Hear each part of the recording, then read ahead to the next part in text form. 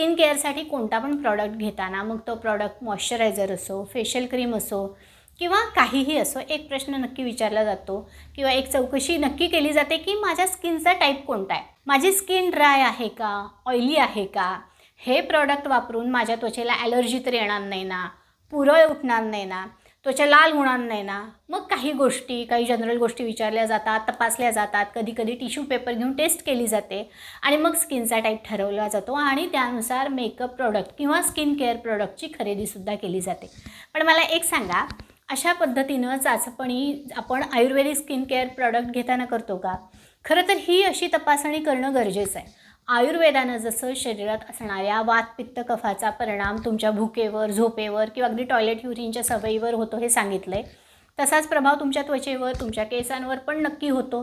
वात पित्त कफ यांच्या शरीरातील प्राधान्यानुसार किंवा यांच्या डॉमिनन्सनुसार आपल्या त्वचेचा, आपल्या केसांचा प्रकारसुद्धा ठरतो आणि म्हणूनच ज्या वेळेला आपण आपल्या त्वचेसाठी कोणतंही स्किन केअर प्रोडक्ट वापरतो त्यावेळेला वात पित्त कफ यानुसार त्वचेची परीक्षा करणं खूप गरजेचं आहे. ही परीक्षा खरं तर तुम्ही स्वतः करू शकता आणि त्याशिवाय आणि त्यानंतरसुद्धा काही बेसिक गोष्टी वापरून तुम्ही तुमच्या त्वचेची काळजीसुद्धा घेऊ शकता.